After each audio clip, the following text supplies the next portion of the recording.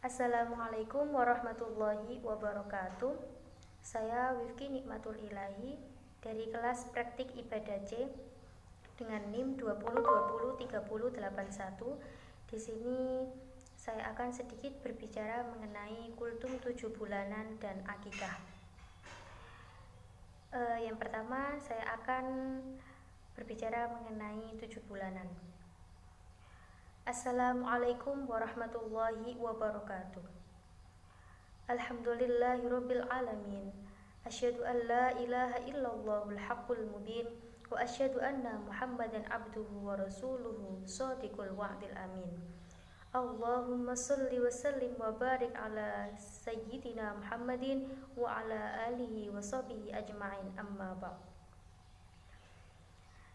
Bapak-bapak, ibu-ibu, dan segenap para undangan yang kami hormati, alhamdulillah, dalam kesempatan ini atas ridho Allah kita dapat hadir bersama memenuhi undangan Bapak untuk melaksanakan hajatnya walimatul hamli atau selamatan hamil bagi istri tercinta yang kini usia kehamilannya telah memasuki 7 bulan.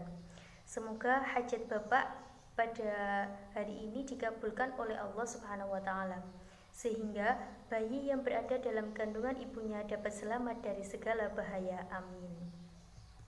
Dalam sebuah hadis yang diriwayatkan oleh Imam Bukhari dan Muslim, Rasulullah Shallallahu Alaihi Wasallam pernah bersabda bahwa proses terjadinya manusia itu berasal dari setetes air mani yang berada dalam rahim seorang ibu selama 40 hari. Lalu berupa segumpal darah selama 40 hari. Kemudian berupa segumpal daging selama 40 hari. Setelah itu Allah mengutus malaikat untuk meniupkan ruhnya dan menetapkannya, rezekinya, ajalnya, dan nasibnya, bahagia atau celaka. Oleh karena itu, sangat tepat sekali kalau pada hari ini Bapak mengadakan selamatan hamil dengan mengadakan bacaan doa bersama-sama agar bayi yang berada dalam kandungan tetap dalam penjagaan Allah, ibunya sehat dan nanti dapat melahirkan dengan mudah serta selamat. Dan semoga dicatat oleh malaikat menjadi orang yang akan mendapatkan umur panjang dan baik amalnya, luas rezekinya, dan bahagia hidupnya di dunia maupun di akhirat. Mendoakan kehamilan ini sebenarnya juga telah diisyaratkan dalam firman Allah Ta'ala yang berbunyi, Bismillahirrahmanirrahim.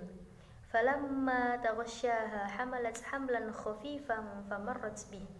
Falamma athqalat da'awallahu rabbahuma la in ataitana salihan lanakunanna minasyakirin. Yang artinya, maka setelah dicampurinya, istrinya itu mengandung kandungan yang ringan. Dan teruslah dia merasa ringan beberapa waktu. Kemudian tatkala dia merasa berat, keduanya, suami istri, bermohon kepada Allah Tuhannya seraya berkata, sesungguhnya jika Allah memberi kami anak yang soleh, tentulah kami termasuk orang-orang yang bersyukur. Ayat tersebut mengajarkan kepada suami istri pada saat istri sedang mengandung dan kandungannya semakin berat, supaya memperbanyak berdoa supaya keturunannya nanti menjadi anak yang soleh. Bahkan Islam mengajarkan pada saat kehamilan itu suami istri juga harus tekun beribadah dan membiasakan melakukan amal-amal kebaikan. Dan inilah sebagai pendidikan anak sejak masih berada dalam kandungan. Di antara doa yang perlu dibaca adalah sebagaimana yang pernah dibaca oleh Nabi Zakaria alaihissalam. Rabbi habli min ladunka dzurriyyatan thayyibah innaka sami'ud du'a. Yang artinya, ya Tuhanku, berilah aku dari sisi Engkau seorang anak yang baik. Sesungguhnya Engkau Maha mendengar doa. Bapak, Ibu, serta hadirin yang saya hormati, demikian sekilas mutiara hikmah yang dapat saya sampaikan. Mudah-mudahan bermanfaat khususnya kepada ibu yang sedang mengandung. Mudah-mudahan dengan acara walimatul hamil ini Allah Subhanahu wa Ta'ala senantiasa melimpahkan rahmat dan keselamatan terlepas dari mara bahaya, sesuai dengan sabda Nabi, as-shadaqatu tadfa'ul bala, yaitu sedekah itu dapat menolak bencana. Sekian, terima kasih atas perhatiannya dan mohon maaf atas segala kekurangannya. Wal afu minkum. Assalamualaikum warahmatullahi wabarakatuh.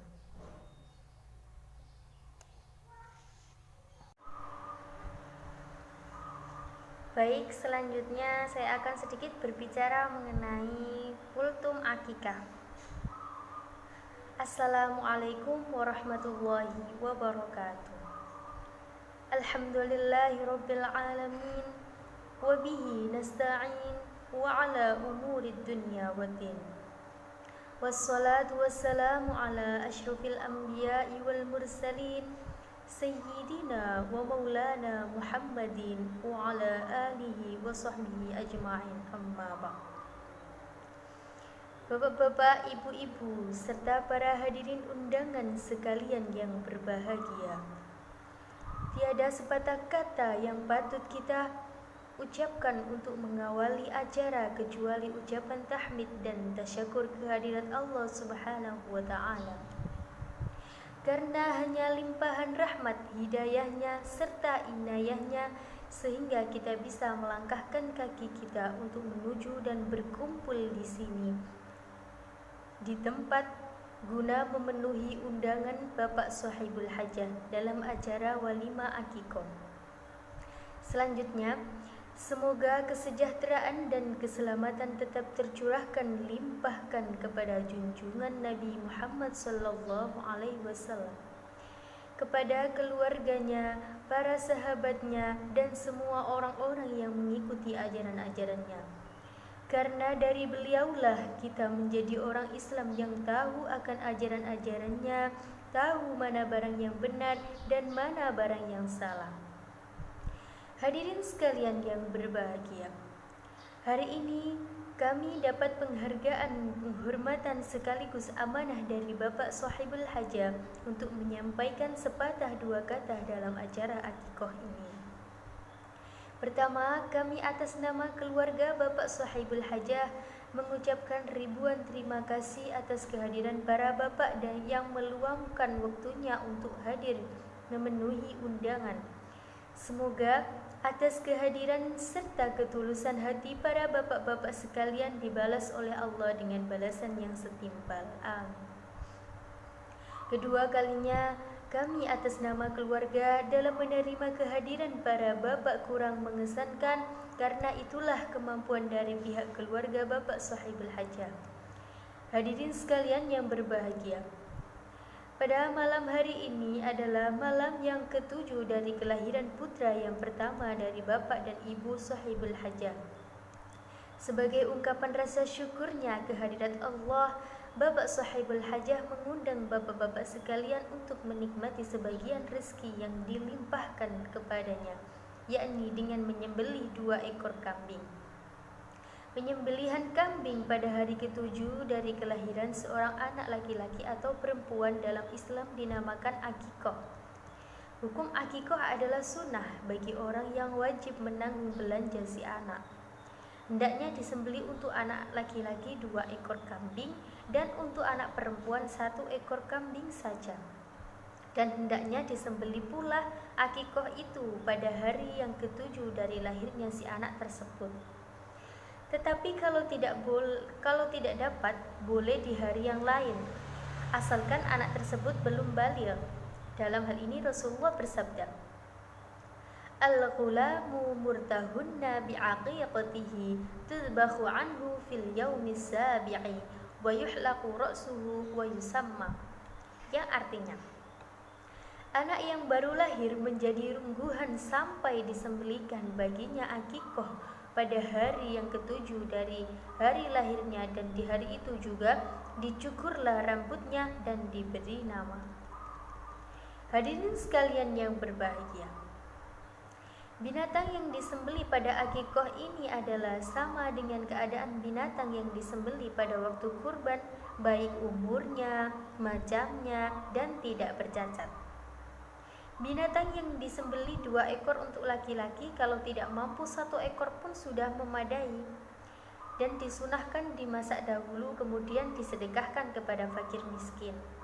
Dan pada yang memperbuat akikoh boleh memakan sedikit dari daging akikoh tersebut, sebagaimana binatang kurban. Hadirin serta para undangan yang berbahagia, malam ini anak yang diakikohi kalau ditakdirkan berumur panjang, semakin hari tambah besar perkembangan jasmani. Berbarengan dengan perkembangan jasmaninya itu, dia membutuhkan pendidikan. Dan tentunya Bapak Sahibul Hajah juga bapak-bapak yang lain mendambakan atau mencita-citakan anak yang soleh, anak yang berbakti kepada Allah, taat menjalankan perintah-perintah Allah, juga taat dan berbakti kepada kedua orang tuanya, selak yang membesarkan dan merawat sejak kecilnya.